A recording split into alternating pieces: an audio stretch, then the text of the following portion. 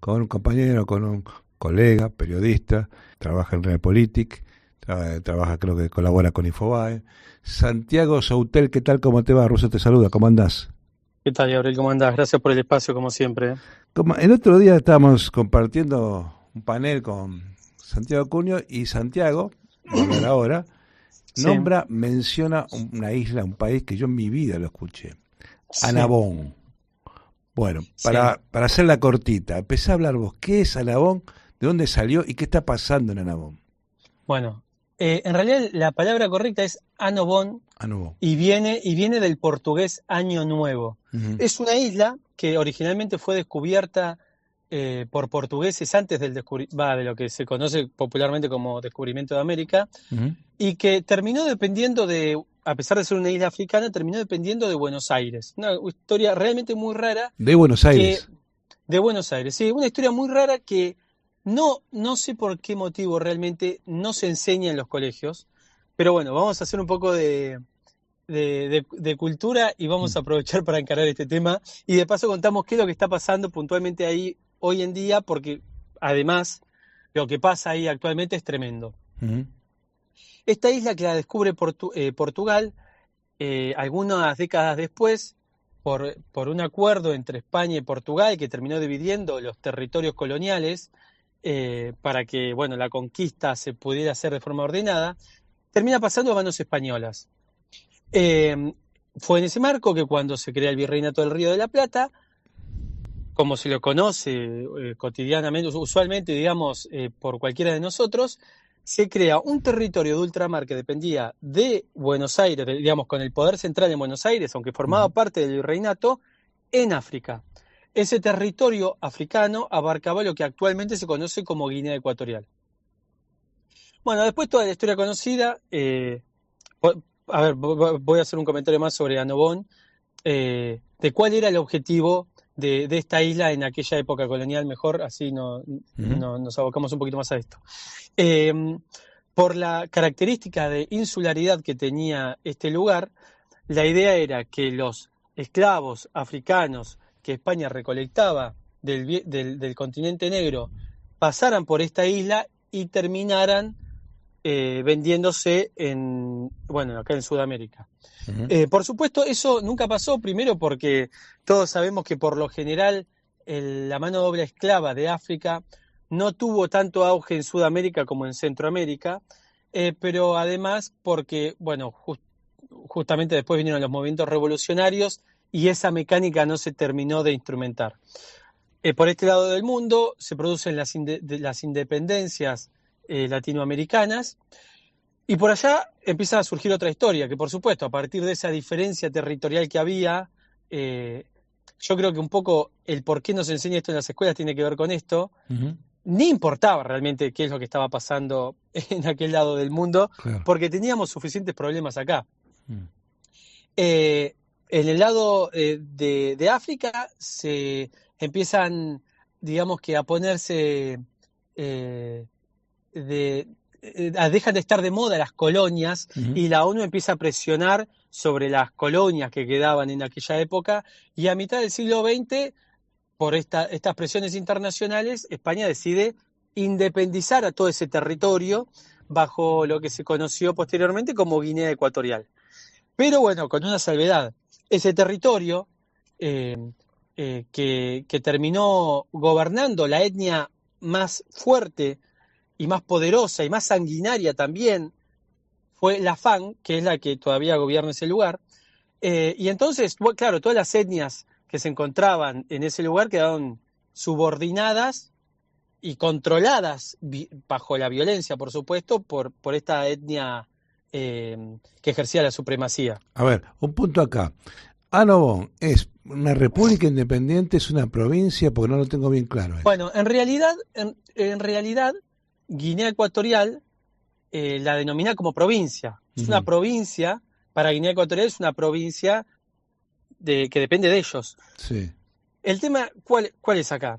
Esto era muy propio de España, ¿no? Agarraba un territorio, metía muchas etnias que confrontaban, y otras colonias también lo han hecho, para que sea un país inviable, básicamente. Entonces, es un país que permanentemente va a funcionar bajo conflicto. Pero lo cierto es que si uno analiza cuáles son las características de una nación y de un país, tranquilamente España podría haber decidido hacer otra cosa. Claro. Y sobre todo en el caso de Annobón, porque reunía todavía más las condiciones para ser declarado como un país independiente. ¿Por qué? Porque a diferencia del resto de Guinea Ecuatorial, tenía una etnia propia, un lenguaje propio, porque ahí la lengua, a pesar de que era una colonia española, era una mezcla del criollo con el portugués, que se conoce como fadango, fadambo, que es un lenguaje puntualmente de ahí, no existe en otro lugar del mundo. Además, eso hace el descubrimiento de los portugueses y su propia historia hace que haya una historia particular, una cultura particular, que no haya países vecinos. Y para colmo, la lejanía que tiene de Guinea Ecuatorial, es otro condimento, porque vos para llegar a Annobón necesitas 3 días en barco. Y de hecho, Annobón está más cerca de otros países que de Guinea Ecuatorial. Entonces, bueno, todo esto lleva al planteo que vos traes a colación, que es, a pesar de que es una provincia, se empiezan a dar planteos independentistas, sobre todo, no solamente a partir de estos temas que tocamos, sino de que al haber una etnia distinta ahí, se empieza a generar como un proceso de segregación racial. Guinea Ecuatorial empieza a marginar a las otras etnias por la fuerza, por la violencia, o sea, con asesinatos, con violaciones, de la manera más brutal que se te ocurra, y a punto tal que hay una isla también muy parecida en condiciones similares, que es Bioko, que es donde se instauró la capital de Guinea Ecuatorial, que es donde funciona Malabo. En ese lugar también había una etnia propia, pero ahí avanzaron con todo y ya prácticamente la idiosincrasia cultural que reinaba en esa isla la han destruido. Pero por la lejanía que todavía hoy mantiene Annobón, eso ha perdurado en el tiempo. Entonces, todavía ahí hay gente que no tiene nada que ver con el resto de Guinea Ecuatorial. Y hace 2 años, a partir de los reclamos de la gente de ahí, que reclamaba inicialmente no ser un país independiente, sino que le dejen decidir con cierta autonomía la gobernanza del lugar, porque ahí los gobierna un Fang, que es esta etnia gobernante que les contaba, hasta el cura es Fang, todos los que tengan algún tipo de relevancia jerárquica son Fang. Entonces ellos lo que planteaban es, nosotros somos parte de Guinea Ecuatorial, pero queremos tener cierta autonomía, queremos que nuestro gobernante sea uno de nuestra etnia, que nuestro cura, nuestro párroco sea uno de nuestra etnia, AMBO, queremos que si hay un delegado del gobierno sea AMBO, queremos tener un legislador AMBO, pero por una cuestión de tratar de trabajar por el bienestar de ese territorio, ¿no? Ahora, una consulta. Hoy, en esa isla, creo que no hay derechos que se protejan, no hay derechos humanos, no hay internet. Creo que es así, ¿no? Como cuentan. Bueno, claro. A partir de este reclamo independentista que se da hace un par de años, hace 2 años, se junta una asamblea y proclama la independencia, unilateral. Sí. Por supuesto, eso no cayó nada bien en un régimen que tengamos en cuenta que es la dictadura más longeva del mundo la que funciona en Guinea Ecuatorial y la más sangrienta también. Entonces, eso no cayó nada bien. Cuando hablamos de sangrienta, ¿qué decimos? Lo que se te ocurra. O sea, por ejemplo, el primer ministro de esta república autodeclarada fue salvajemente sometido a torturas. Un día, si querés, podemos coordinar, yo te lo acerco y que te cuente. Bueno, tampoco se trata de revictimizar, ¿no? Pero las torturas que ha atravesado en carne propia por un motivo absurdo que, bueno, ahora no viene al caso, pero en algún momento, si querés, lo tratamos también. ¿Hay actos de canibalismo? Bueno, la etnia esta que te contaba, Fang, que es la que se impone por sobre el resto, se impone porque era la más salvaje, no porque era la más buena. Sí. Y dentro de estos hechos salvajes, lo que se caracterizaba era el canibalismo. Es una etnia caníbal desde sus orígenes.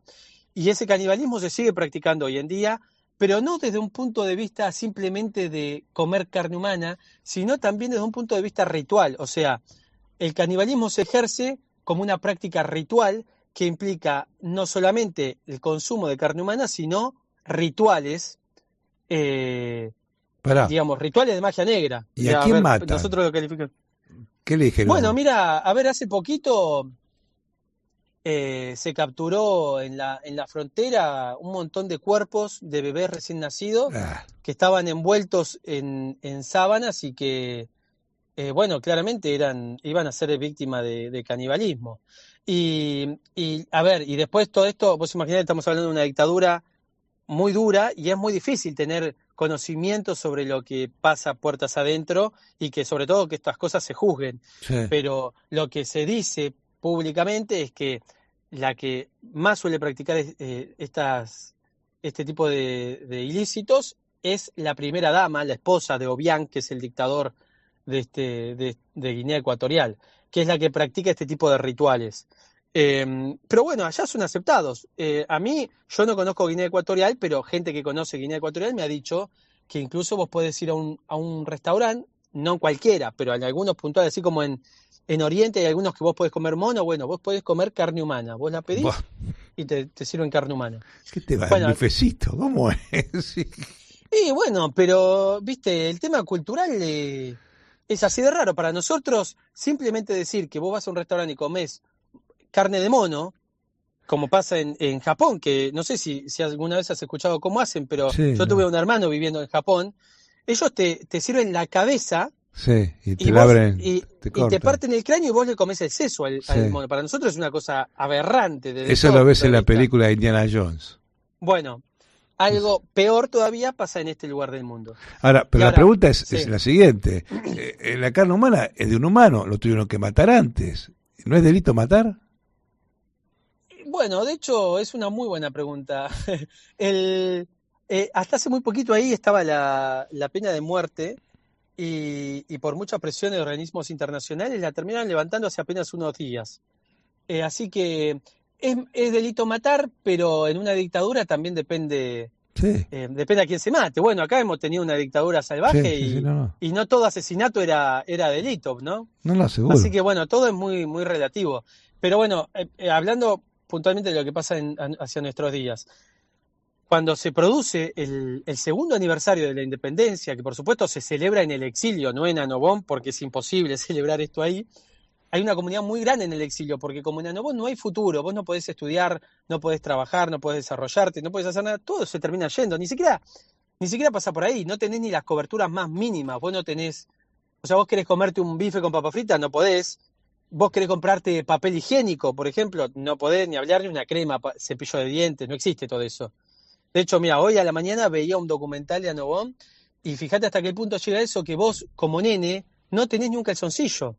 Y lo miraba muy detenidamente el documental que vi hoy a la mañana porque había muchos nenes jugando desnudos y otros con calzoncillos destruidos absolutamente que les traen del continente o heredan de alguien que ya creció. Sí. Entonces, bueno, mucha gente se termina yendo y termina haciendo su vida afuera. La comunidad en el exilio es la que protagoniza esta república constituida ¿Y y es dónde la se que exilia? celebró y en cualquier lado, qué sé No, yo. no, están todos juntos.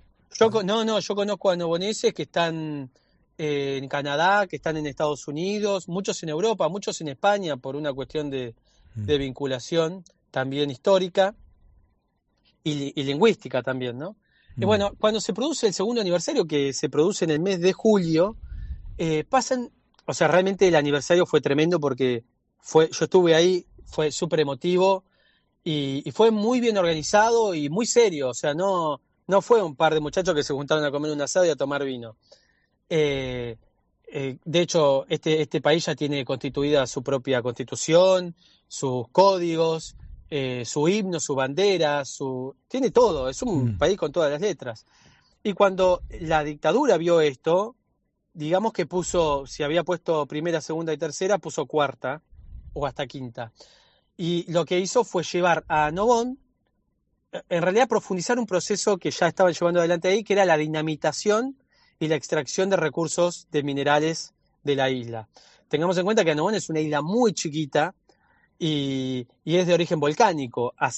Usar dinamitas, sobre todo en exceso, en Annobón es una guachada. Y bueno, después de esta fiesta se caen 2 containers repletos de dinamita para detonar toda la isla. que era una amenaza que ya existía, ¿no? Bueno, es una cosa, hay mucho detalle que me estoy salteando para poder hacer que nos encaje también en un ratito de charla. Y bueno, y la gente se empieza a movilizar porque las dinamitas se empiezan a utilizar a metros de donde están las casas de la capital y se Ujú. empiezan a resquebrajar y a destruir. Entonces, a través de una carta que es súper pacífica y súper respetuosa, que se puede leer en internet, le piden al dictador que por favor deje de utilizar dinamitas en la isla. El dictador en respuesta dice, bueno, a ver, ¿quiénes son los delegados que firmaron esta carta? Los sube un avión y básicamente desaparecen, ¿no? Qué Estoy raro. resumiendo lo que pasa en el transcurso de algunos días. Bueno, y a la par, como el crack en el proceso independentista se produce cuando nosotros logramos que se empiece a comunicar todas las guachadas que se estaban haciendo en la isla, el dictador decidió extraer todos los teléfonos celulares, cortar internet y cortar teléfono. Que, que de por sí era precario todo esto, ¿no? Imagínate que luz Sí. había un par de horas al día, pero bueno, por lo menos había un mínimo contacto con el mundo exterior. Eh, Lo que me llama la atención es la falta de presencia norteamericana. Viste que ellos son los comisarios del planeta. Bueno, pero no te tiene que llamar la atención porque en realidad, y está muy bien la pregunta, lo que estamos viendo ahora en esta parte del continente, no solamente en Guinea Ecuatorial, sino también en África, es es un cambio de eje de poder. Ujú. Porque está muy bien lo que vos decís. Obiang creció en buena medida a la sombra y amparado en el poder norteamericano. Pero eso cambió durante los últimos años, cuando Estados Unidos le empezó a soltar la mano y empezó a generarse un acercamiento no solamente a China, sino también a Rusia. Ujú. Entonces estamos como en un proceso muy particular de toda esta parte del mundo, no solamente por los reclamos independentistas que en África abundan y en mucha cantidad, yo creo que ninguno es tan válido igual y tan fundamentado como el de Anobón, sino que también nos encontramos frente a un cambio de eje de poder que seguramente genere consecuencias y además un cambio muy pronto que se va a dar en el poder de Guinea Ecuatorial por parte del dictador, porque recordemos que un tipo que está hace 45 años ejerciendo el poder a través de esta dictadura, en algún momento se va a morir. Es un hombre grande que tiene 80 y largo de años. Ujú. Entonces, toda la balanza que sustenta el poder de esta dictadura y todas las atrocidades que comete está llegando a un punto de inflexión, en donde pueden pasar muchas cosas. E incluso Nobón está también ayudado por esas circunstancias, si se quiere, ayudado entre comillas, porque van a pasar cosas en este lugar del mundo. Entonces, bueno, hay que ver qué es lo que termina pasando, ¿no? Para un lado, para dónde se vuelca la balanza y si la comunidad internacional decide intervenir o no. Como noticia a estos últimos hechos que te conté, la última noticia es que Aitor Martínez Jiménez, que es el abogado que trabajó como abogado de Julian Assange, Ujú. se sumó al equipo en defensa de todas estas atrocidades de Anobón para denunciar todas estas atrocidades ante Naciones Unidas y se hizo una denuncia impecable eh, ante el área de torturas y derechos humanos, ¿Y qué que responde la ONU? bueno, los organismos internacionales tienen como, bueno, quizás no sea muy lejos, muy lejano de lo que nosotros entendemos por justicia acá en Argentina, Sí. pero tienen sus tiempos. Mm. Ahora, lo que sí hay que decir es que la, la denuncia fue acogida y que ahora sigue su curso y que la ONU va a, y Guinea Ecuatorial va a tener que aceptarla, va a tener que mandar una misión de derechos humanos para ver dónde están estas personas desaparecidas, detenidas, si están en cárceles y ver en qué condiciones están, porque obviamente en el medio, no te lo dije, pero hubo miles de denuncias de torturas que se han dado, sobre todo puntualmente sobre estos, actualmente son 37 anoboneses, que lo último que se supo es que la llevaron a una de las prisiones más salvajes de África, que es Black Beach, Ujú. Black donde Beach, Black Beach se llama la cárcel, sí. eh, arena Y negra, sí, claro, Playa Negra. playa negra, Eh, playa negra. y bueno, ahí están siendo sometidos a vejámenes de todo tipo y esto lo sabemos. Algún día, si querés, te puedo contar más o podemos hablar con otra persona que te pueda contar otra parte de la historia y no meterse en la historia, digamos, propiamente dicha de Anobón. Ahora, Pero en un bueno, país caníbal, tenés un país caníbal y tenés desaparecido, ya sabes el final. y la verdad que sí, la verdad que sí, porque además es una práctica que también es común, no es algo aislado que existan asesinatos, Claro. torturas, canibalismo. Que no te inviten a un incluso, asado, ¿eh? ¿cómo? Que no te inviten a un asado. No, no, por No, supuesto. gracias. No, a No, ver, igualmente gracias. viniendo de esta gente, yo tampoco aceptaría un asado de ellos, ¿no? Mira, aprovecho para decirte algo más. Sí. Vos sabés que este abogado, que tiene como un recorrido muy interesante sobre causas de derechos humanos, no solamente allá, en España, en Guinea Ecuatorial, sino también en Paraguay con la dictadura de Stroessner y en Argentina, Ujú. eh, tuvo la capacidad de ganarle juicios a una dictadura, y eso para mí es tremendo porque amerita una charla aparte. No solamente fue el abogado de Julian Assange, con todo lo que eso implica, sino que logró, y te lo voy a resumir muy brevemente, en algún momento Guinea Ecuatorial descubrió un yacimiento de petróleo muy grande y llegó a tener el PBI más alto de África. Aunque la gente se moría de hambre en la calle, ¿eh? Claro. ¿Pero por qué? Porque todo el dinero se lo llevaba la familia gobernante, la etnia gobernante se lo llevaba afuera. Entonces, ¿qué empezó a hacer? En la lujuria y en la abundancia empezaron a tener casas en todos lugares del mundo, en Sudáfrica, en Brasil, en España, y cometieron una torpeza muy grande, como toda gente que tiene mucho poder, que es plantar domicilio en otros países. Y a partir de eso es que este hombre lo descubrió y pudo llevarlo a que sea juzgado en en otras Claro. jurisdicciones, y finalmente le ganó juicios, porque ¿sabes qué hacían los de Guinea Ecuatorial? Te va a encantar esto. A ver. Como periodista, digamos, una Sí, sí. aberración. Sí. Secuestraban opositores, tenían todo un esquema armado de secuestro de opositores en otros países, los trasladaban a Guinea y los torturaban ahí mismo. Y yo le invito a la gente que por favor vea esto en internet, no tiene precio.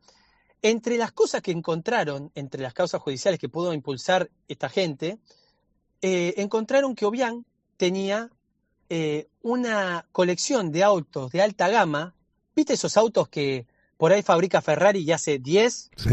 Bueno, este hombre tenía 20 de esos autos, que por ahí vale $2 millones cada uno. Mm, Bueno, 20 de estos autos. Y la justicia llegó a incautarlos. claro.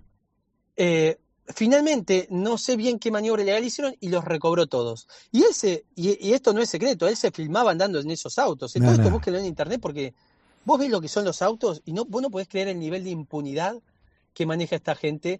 Y bueno, y consecuentemente el peligro de los fanatismos, porque aunque hay mucha gente que es crítica dentro de Guinea Ecuatorial, como en cualquier dictadura, siempre hay adláteres y fanáticos que los defienden y son Y los son que los que viven de permiten. ellos.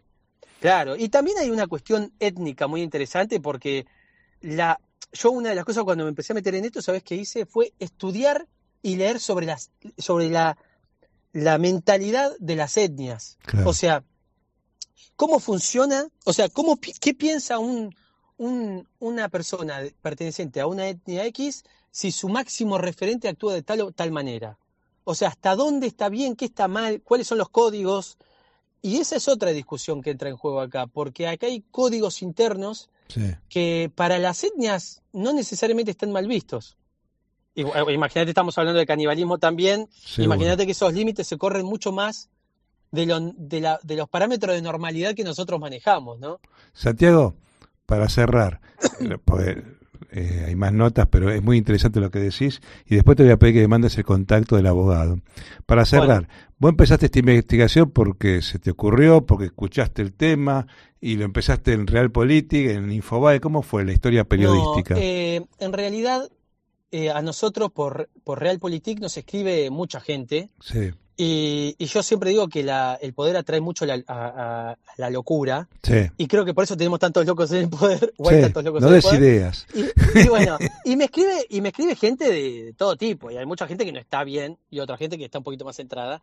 Sí, Y un día me escribe, un domingo, yo estaba en mi casa y me escribe una persona. sí, Y me empieza a salir con todo esto, ¿viste? Yo digo, esto es joda, esto están locos. Y de repente yo empiezo a entender que lo que me estaba contando no era una locura, tenía mucho sentido lo que me estaba contando. Entonces empiezo a buscar, a mm, ver, y bueno, y esta persona terminó siendo uno de los anoboneses que se habían exiliado y que me empezó a contar toda la historia. mm. Ahora, yo no me preguntes cómo llegó a dar con Realpolitik, porque esa es otra discusión, pero lo cierto es que, bueno, yo creo que la diferencia entre muchos otros a lo que le escribió, y particularmente yo, es que yo le presté atención y otros, seguramente decenas de personas, no. Básicamente No, es que creo es que la única interesante la diferencia. historia. Yo te escuché a vos hablar y que no, hay que difundirla. Es increíble y me parece que también se necesita una especie de revisionismo respecto a todos estos temas, porque por más que no sume o sí, no lo sé, a la historia argentina, la posición de Guinea Ecuatorial y de Annobón como un territorio de ultramar del Virreinato del Río de la Plata, con eje en Buenos Aires, eso tiene que ser contado. Uno Mm. no se puede escapar de esta parte de la historia siendo tan fundamental y conocer que este lugar era el lugar desde donde se pensaba proveer de esclavos a nuestro, bueno, a Mirá, lo que después fue nuestro país, ¿no? yo te voy a decir un dato que a lo mejor lo tenés, a lo mejor no. Hay lugares, hay ciudades, hay barrios que tienen el nombre de traficantes de esclavos en la Bueno, Argentina no me hoy. extraña, bueno, ¿no? Y seguramente haya cosas todavía mucho Partido de peores. San Isidro, si querés, tenés una ciudad que tiene el nombre de un traficante de esclavos. Bueno, Así bueno, que, bueno. si querés un dato. Y vos sabés que yo, mi objetivo en algún momento es plantarme ahí en la Biblioteca Nacional a buscar todo esto. Todavía estoy con otros temas, no lo he podido hacer, pero sí buscando mucho, mucho en internet, no es que aparece ahí de entrada. Mm. Eh, Se han registrado también misiones que oportunamente se han dado desde Buenos Aires a esta parte del mundo. Y eso tampoco nos lo enseñan. O sea, Mm. no es que era algo tan apartado, no es que en Buenos Aires no se sabía de eso, ¿eh? O sea, Uno una que cosa es que no te lo también cuenten. traficaba esclavos y fue en Cana, en España, fue el padre de Belgrano. Que cuando se Uf, entera, Manuel Belgrano sale corriendo a España, va a tratar de salvar, después se lo trae. El tipo fue en Cana. No por el tráfico, porque le había hecho una mexicaneada a su socio, pero él claro, seguramente vivía de eso. le debía 5 centavos a alguien, por más que traficara esclavos, Claro, fue en cana porque le debía 5 centavos a alguien. claro. Pero fue uno de los tipos que hacía la guita con eso. Sí, Así, sí. El Belgrano que nosotros conocemos, no, ese no. Pero el Pero padre viste sí. qué interesante el debate este, incluso en el marco de todas las denuncias de los últimos meses respecto a por qué no hay gente de raza negra en nuestro país, ¿no? Mm. Y vos te encontrás con estas cosas y hay como un relato que falta, me parece, ¿no? De la historia argentina Es y que que en algún momento va a ser llegaron hasta contado, por Uruguay. supuesto. Se construye Uruguay como tapón entre Brasil y Argentina y los portugueses le vendían al sector uruguayo, digamos, que fue Claro, después de la batalla claro, bueno, oriental. que ahí uno puede encontrar todavía más gente de raza negra. Y también es cierto que acá, porque acá tampoco es que todos eran eh, eh, idólatras de los derechos humanos, No, también los mandaban a las guerras, no, más bien. aún siendo esclavos, y a condición de que se liberaran incluso muchas veces, ¿no? Así que, bueno, la asamblea del año 13 fue la que recién determinó el fin de la esclavitud, pero no, pero a posteriori, digamos, No, después hubo no esclavos, de ahí para atrás, así que tampoco era tan simple el tema. En 1813 se habla de la libertad de vientres, Claro, pero claro, el gobierno, primer gobierno de Roca, ¿sí? O antes, el gobierno de Selman. Roca va a la campaña al desierto, continuación de Rosas, captura a indios, o como quieran llamarle, claro. ¿sí? Captura a indios y los traía como esclavos. Y ponía un aviso en el diario La Nación, lo podés probar si querés, pues yo lo vi, donde le decía a las familias, a quien quiera su esclavo indio, pase a retirarlo por la casa de gobierno. Bueno, te voy a sumar un dato ya que me sumas eso. Sí, Vos sabés que yo soy de La Plata. sí, Acá nosotros tenemos el Museo de La Plata, que bueno, el Museo de Ciencias Naturales, que es muy conocido, es muy sí, lindo. Bueno, el primer director del museo tenía una familia de indios que eran esclavos claro. y que lo ayudaban no a dirigir, por supuesto, en las tareas de peones, Mm. con labores de manutención, y de hecho el padre de esta familia, después de que fallecieran el resto de la familia, se termina suicidando saltando de un techo. Mm. Así que sí, la verdad es que en muchas partes de nuestra historia y de la historia universal, la esclavitud ha sido aceptada, y eso Seguro. O hay sea, que era algo decirlo, ¿no? común. Tampoco. Era algo eh, común. Y y, y, había y, amos en, buenos y y en el amos caso, malos, qué sé yo. claro, y en el caso de los indios, eh, eh, convengamos que seguramente no fueron mucho más allá en la idea de esclavizarlos por una cuestión de aptitud física, y esto Mm. también es algo que sí, quizás nos enseñan un poco más en la currícula académica de las universidades. Seguro. Lamentablemente es así, ¿qué se le va a hacer? Es a lo que ha llegado el ser humano. Seguro. Santiago, gracias por tu tiempo aquí en Radio Belgrano.